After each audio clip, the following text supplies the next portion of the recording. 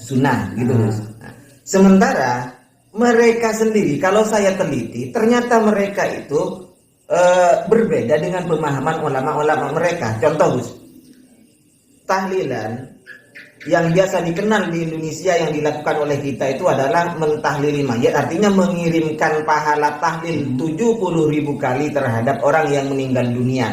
Ini dibid'ahkan, disesatkan oleh ustadz-ustadz Wahabi yang ada di Indonesia ini. Sementara ulama mereka itu Ibnu Taimiyah mengatakan boleh, bahkan sampai bermanfaat terhadap mayit. Yang kedua, talqin mayit setelah mayit dikubur ditalqin, ini disesatkan oleh orang-orang Wahabi. Bahkan sesat itu keluar dari ajaran Islam. Nah, sesat itu calon neraka menurut mereka, calon neraka. Bahkan siapa itu? Farhan ya. Farhan itu mengatakan oknum sahabat. Oknum ya. Oknum pelaku kejahatan, kriminal, oknum sahabat hanya. Atau kalau tidak jahat, sahabat yang bodoh. Sahabat yang bodoh. Ahlina dengan ya. Dan ini dikutip oleh Ibnu Qayyim, dijelaskan oleh Ibnu Qayyim, muridnya siapa tadi? Ibnu Taimiyah. Ini mengatakan bahwa itu juga bermanfaat terhadap mayit. Yang terakhir ulama yang sekarang, Utsaimin. Syekh Utsaimin itu membantah pernyataan ustadz Wahabi yang ada di Indonesia kalau sholat mereka itu menempelkan kakinya begini, dicari terus kakinya orang itu. Nah, menurut Utsaimin itu adalah contoh yang wulu dalam beribadah yang mukhalifun li sunnah, yukhalifus sunnah malah itu kata Syekh Utsaimin. Nah, ketika terjadi perbedaan begini, sebenarnya itu Ustadz Wahabi di Indonesia yang benar apa mereka itu? Mereka. Bismillahirrahmanirrahim. Alhamdulillahirabbil alamin. Assalatu wassalamu ala nabiyil mursalin Muhammadin wa ala alihi wa ashabihi ajma'in. Fa inna ahsanal kalami kalamullah wa khairal huda huda Muhammad sallallahu alaihi wasallam. Wa syarrul umuri muhdatsatuha fa inna kulla muhdatsatin bid'ah wa kulla bid'atin dhalalah wa kulla dhalalatin finnar. Saya itu sedang tadi itu pas pulang dari perjalanan saya, ya mencoba membuka YouTube. Ada Gus Saka dengan siapa namanya? Ustadz Afandi ya. Madura sama Madura ini ceritanya. Madura lawan Madura. Ya, dia sedang berbicara tentang Ibnu Taimiyah, tentang berbicara tentang tahlilan. Berbicara Syekh Shalih Utsaimin tentang sholat merapatkan itu ya. Merapatkan barisan sholat tuh. Sawwu sufufakum fa inna taswiyatas sufufi min tamamis sholat. Ada lagi. Jadi banyak sekali itu.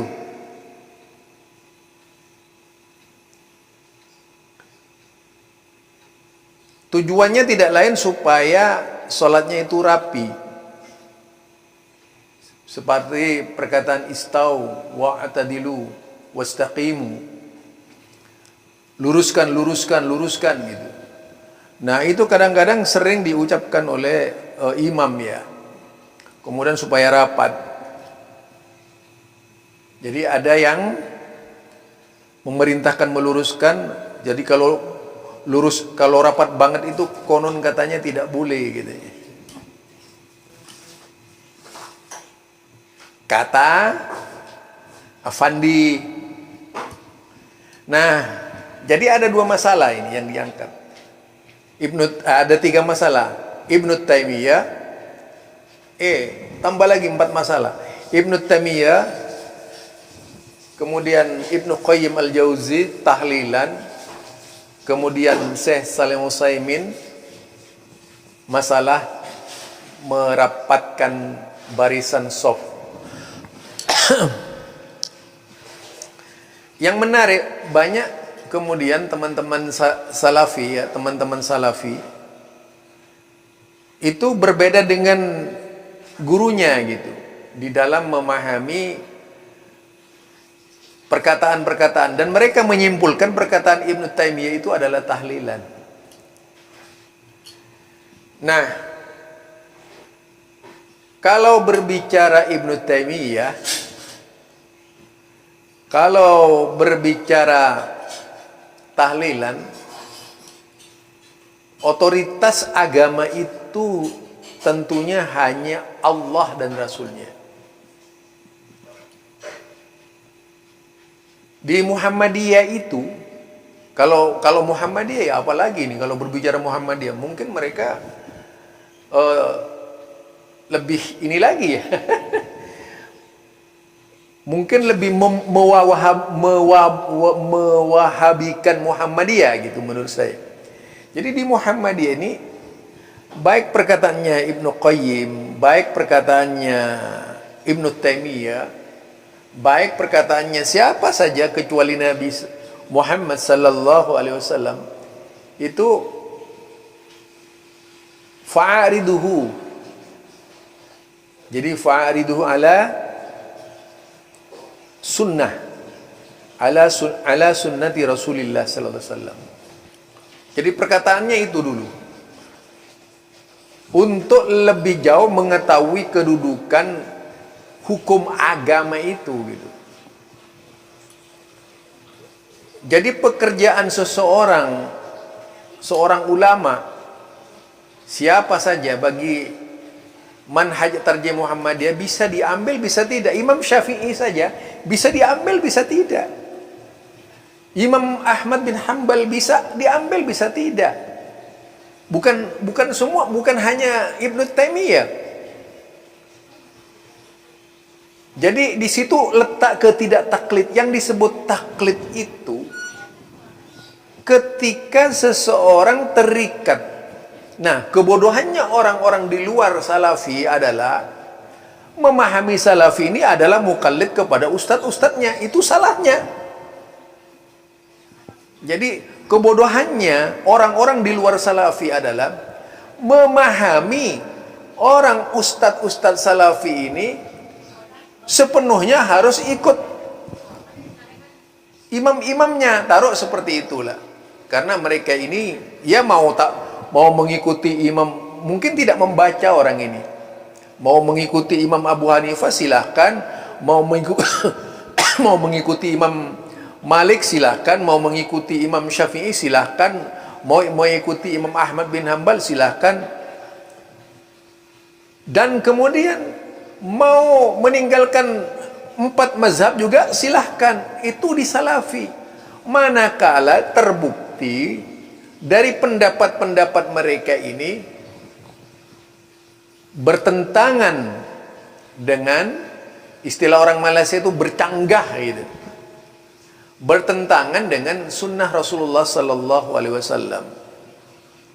Sehingga tidak bisa dipandang sunnah untuk dilakukannya. Yang jelas adalah merupakan kesalahan. Yang jelas merupakan kesalahan.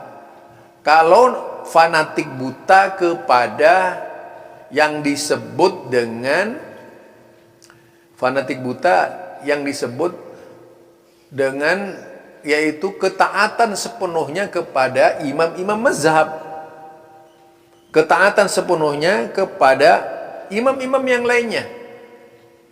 Nah, ini tidak menjadi materi pendidikan. Boleh kita membantah siapa saja, itu teman-teman salafi. Kalau sekarang harus berbeda dengan guru-gurunya, saya anggap itu wajar karena memang di Muhammadiyah lagi. Karena memang di Salafi itu tidak diajarkan taklid buta. Yang diajarkan taklid buta itu ketika kita harus tunduk kepada imam-imam Salafi. Dalam hal ini taruhlah imam-imam Wahabi itu yang sama sekali tidak pernah dilakukan oleh teman-teman Salafi.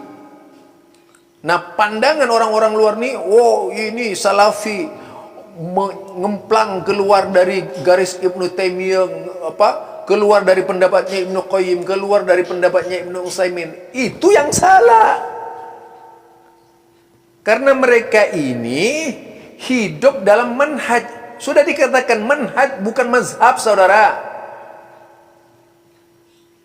Sudah dikatakan mereka itu ikut manhaj bukan mazhab. Nah, itu yang harus dipikirkan Anda itu. Para imam itu, imam mazhab, seperti Imam Ahmad, seperti Imam Syafi'i, seperti Imam Malik, seperti Imam Abu Hanifah, itu ikut manhaj, bukan mazhab. Mereka tidak bermazhab. Metode yang dipakai oleh kalangan orang-orang dahulu kala di dalam beristimbat atau bertahkim.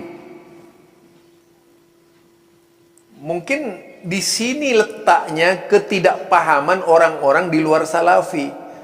Sehingga kalau sudah salafi harus Ibnu Taimiyah, kalau udah salafi ya harus Syekh Shalih Utsaimin, kalau udah salafi harus Syekh Nasruddin Albani. Tidak demikian, saudara. Jadi dari awal itu salafi sudah mengatakan manhaj bukan mazhab. Kalau tunduk patuh namanya itu mazhab. Yang Anda anut itu mazhab. Ini perbedaannya. Disinilah letak ketidaksadaran kalian ketika mengkritisi orang-orang Wahabi, justru mempertontonkan kebodohan kalian. Bukan sebaliknya, bukan makin pandai, mempertontonkan kebodohan kalian. Bayangkan manhaj ditanggapi dengan mazhab yang nggak nyambung itu, saudara. Aduh, parah ini Zakka dan Gus Zakka dengan Ustadz Afandi ini parah banget gitu. Tujuannya ingin menelanjangi Wahabi tapi tidak tahu ilmunya Wahabi. Parah itu namanya. Aduh. Jadi yang dimaksud itu, yang dimaksud oleh teman-teman Salafi manhaj. Sekali lagi manhaj, bukan mazhab. Kalau mazhab, wajar kalian itu menjadi pak turut saja. Istilah orang Madura itu pesapian papa kalian itu berdua gitu. Jadi bukan mengikuti cara-cara yang benar di dalam beragama. Itu yang dipandang oleh teman-teman Salafi. Yang benar adalah mazhab, manhaj. Muhammadiyah saja pakai manhaj, bukan mazhab. Jadi Muhammadiyah misalnya sekarang, kenapa harus pakai manhaj? Kalau manhaj itu bisa keluar masuk mazhab. Ya, bisa keluar masuk mazhab. Bisa keluar masuk pendapat semua orang. Itu manhaj. Tapi kalau mazhab itu tidak boleh diotak-atik. Kalau mazhab begitu, harga mati. Jadi Imam Syafi'i harga mati, Imam Hambali harga mati, itu namanya mazhab. Kalau manhaj ini, mazhab bukan harga mati, boleh diambil, boleh tidak. Perkataan Ibnu Taimiyah boleh diambil, boleh tidak. Perkataan Syekh Shalih Utsaimin boleh diambil, boleh tidak. Kapan? Ketika bisa dibuktikan oleh mereka bahwa ulama-ulama tersebut ada kesalahannya di dalam menetapkan sebuah kesimpulan. Begitu yang terjadi di dalam dunia Salafi. Jadi kalau Anda membenturkan Ibnu Taimiyah dengan teman-teman Salafi, tidak nyambung sampean tuh. Ibnu Taimiyah itu, kita tidak pernah menolak Ibnu Taimiyah, tetapi mencerdasi, memahami dengan cerdas yang datang dari Ibnu Taimiyah itu. Kalau sebagian besar diambil, ya diambil. Kalau sebagian harus ditolak, ya ditolak. Asalkan keterangannya jelas, terbukti dari sisi pendalilan dan sebagainya. Demikian juga, misalnya harus berbeda pendapat dengan Syekh Nasruddin Albani, biasa-biasa saja itu di Salafi. Harus berbeda pendapat dengan Syekh bin Baz, biasa-biasa saja. Karena yang diikuti oleh Salafi itu tadi adalah manhaj. Aduh parah, memahami salafi saja mau mengkritisi wahabi saja nggak tahu. Jadinya ya berkutat kayak apa, memazhabkan salafi, memazhabkan apa, guru-guru. Aduh parah.